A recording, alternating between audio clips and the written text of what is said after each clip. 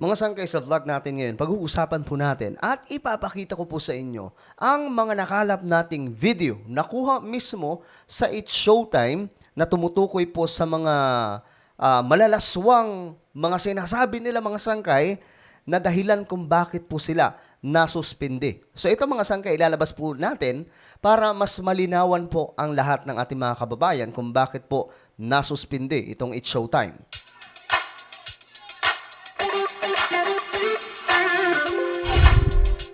So ayan mga sangkay, magandang oras po sa lahat ng mga solid sangkay, sa lahat ng mga nanonood ngayon. Maraming salamat po sa inyong lahat.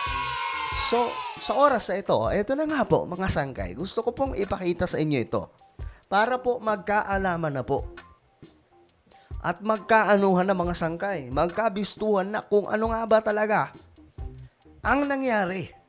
Ano ang naganap mga sangkay? Bakit ang It's Showtime nasuspindi? Kasi may mga iilan kasi na nagsasabi, mga sangkay, na kaya daw po nasuspindi ang It's Showtime dahil pinag-iinitan po ng MTRCB. Okay, well, tingnan po natin kung ano ba talaga ang totoo.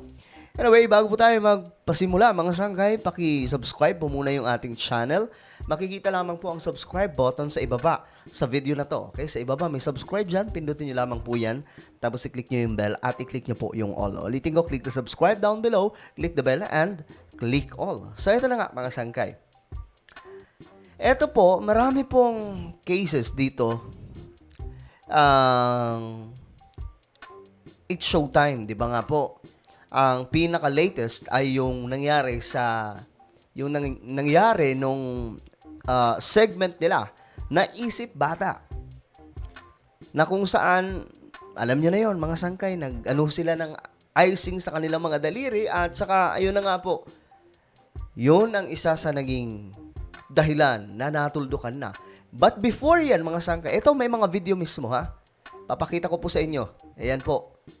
Itong mga video na ito ay nakala po ng ating kaibigan na si Takeru Miyamoto. No? Boss, maraming salamat dito. Nagkaroon po tayo ng content dahil sa inyo. Kasi hinahanap ko rin talaga ito kung asan po yung mga video. No, kumuha po tayo ng mga sample, mga sangkay, kagaya po nitong ito, basahin nyo na lang. Ewan ko nababasa nyo to. Ayoko banggitin kasi ang bastos. So, ayan, mga sangkay. So, balikan po muna natin itong case number 1. Sabi po dito, inappropriate utterance of the word G-spot by hosts Jong Hilario and Vice Ganda during the 24th January 24, 2023 episode of It's Showtime in violation of Section 2, etc. Ganyan, mga sangkay. So, may case number 2. Ito naman yung word na ito yung ipapakita po natin sa inyo. So, yan po. So, dalawa. Itong case number 1 and case number 2. Ipapakita po natin sa inyo yung mga actual video. Para mo maintindihan ng marami kung bakit, ano nga ba ang nangyari sa It's Showtime. Dahil ang iba mga sangkay, salita lamang po ng salita. Hindi po nila naiintindihan. Naalala nyo mga sangkay yung kay Aura, di ba? Yung nangyari kay Aura, yung unang gabi, nung sumabog po yung issue, ang daming komento, ang daming hanas, at tila baga naging bayani pa po si Aura, pambihira. So ngayon mga sangkay, tingnan po natin kung, di ba, pagkatapos ng, ni Aura, pagkakinabukasan, naglabas po ng footage mula po sa CCTV, ayun na, nagkaalaman na kung ano nga ba talaga ang totoo. Yun pala, si Aura pala yung gigil na gigil, di ba? Ganun po ang nangyari. So, eto mga sangkay, para mas malinaw sa lahat, na hindi lamang po nababasa natin, ipapakita ko po sa inyo yung mga video. Marami po yan mga sangkay, meron na po silang mga warnings. Ayan po, itong pek shorts.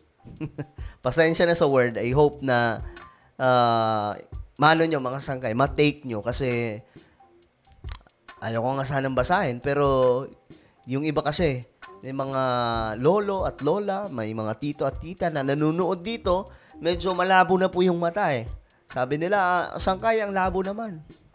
So, ito mga sangkay, ito yung pek-pek shorts. Ang pangit. Ang pangit banggitin eh, no? So, eto na lang mga sangkay. Basta marami yan. May mga dismissed complaints. Well, ang dami po niyan until na napuno na lamang. So, dito tayo sa ito, January 24, nangyari itong G-Spot na joke nila. Tapos ito namang isa, case number 2. Case number 1 ito ha. Case number 2, yung ayaw kong banggitin ng buo, Tinjil na lang. Ito naman yung June 3, 2023. So, this year, ang dalawang to. So, ito po yung mga video. Ito, unahin po natin. Sabi po ni Takero dito, oy, Boss Takero, shoutout sa'yo, mabuhay ka. Salamat sa'yo at nabigyan mo kami ng pagkakataon na mabukay ka itong problema ng Sabi po niya dito, hinanap ko yung tinggil video ni Vong Navarro. Binura na ng ABS-CBN. Pati yung ang hirap banggitin eh, no? Sige na nga, pek-pek shorts. Ayan kasi ang mga reason kung bakit nasuspinde ang It's Showtime. Pero itong G-Spot video, buti na lang nakita ko. Sabi po niya dito. So, ayun. Pangit Pangit banggitin. So, ito yung video. Tingnan po natin. Ito yung sa G-Spot, ha? Check sa inyo. Sa G-Spot. Region, mga sanggay. Ulitin natin. Check sa inyo. Sa G-Spot. Huli ka. Ano ba yun? Sa G-Spot dance. Inulit pa, pambihira. Isa pa. Dance. Yun ang advance talaga. Yes. Magkano bayad doon? Kasi nga madilim doon, di mo nakikita yung mga bilangan. Magkano? So ngayon, mga sangkay, alam nyo na. I hope na magets na ng lahat bakit nangyari ito sa Kayla Vice Ganda. Alam nyo yung, yan si Rendon, marami na ba may ayaw dyan di ba? Kahit nga tayo, ayaw natin dyan. Bahala siya sa laban niya. Pero ngayon, mga sangkay, gusto lamang po natin maintindihan ng lahat na ang MTRCB ay hindi po nag-decide ayon lamang po sa kanilang mga nararamdaman. Kumbaga parang pinapanigan. Wala pong ganun. Kumbaga nag-decide po sila ayon po sa kung ano ang nakasaad sa batas. Paano ba? Batas ba ang tawag dyan mga sangkay? Yung mga bawal, kumbaga. Ngayon, mga sangkay, eto na ha. Ito yung una, yung G-Spot. Ngayon, ito po yung pangalawa. Ito yung tinggil video.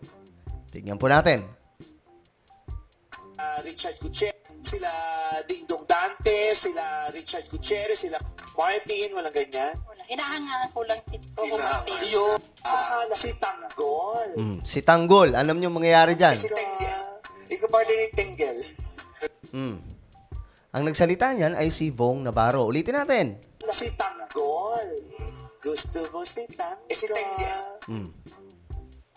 Ito na ang awkward na mangyayari mga sangkay. Dahil, ano na sila dito eh. Alam niyo, ito yung problema talaga sa kanila, yung mga green jokes. Diba? Pwede naman magbiro nang hindi gumagamit ng mga ganyan eh. Tako. Hindi ba pwedeng magbiro kayo ng plain lang na hindi po para mapatawa yung mga tao? Ito, inulit pa yan. Tingnan nyo yung itsura nila, Vice Ganda, kung paano po yung awkward. Ikaw pa din yung Tenggel. Inulit pa. Si Tanggol. Tingnan nyo.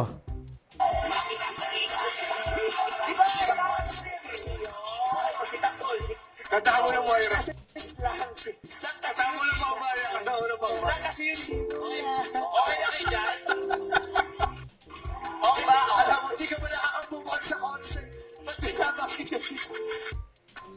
So, ganyan po sila magpatawa, mga sangkay. Kailangan po ng mga green jokes para mapatawa ang tao. Sila Dingdong Dante, Again, sila Richard Gutierrez, sila...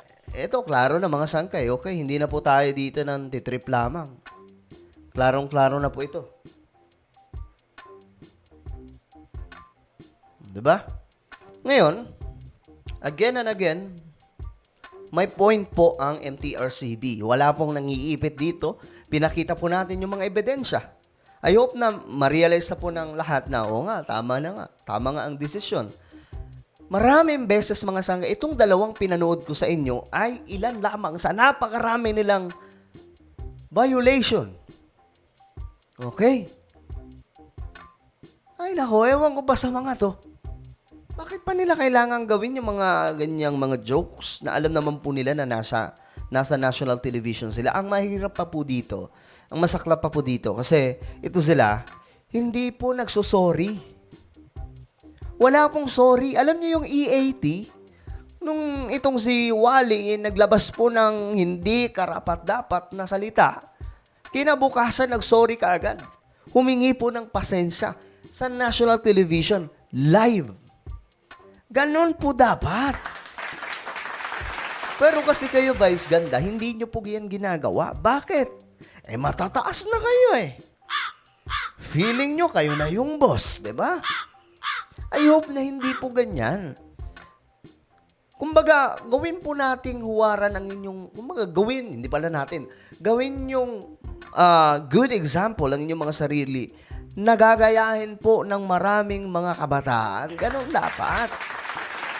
Ano may isipin ng mga bata? Kapag okay lang pala yung mga ganyang jokes. Kahit sa nasa national television, ano yon? Diba?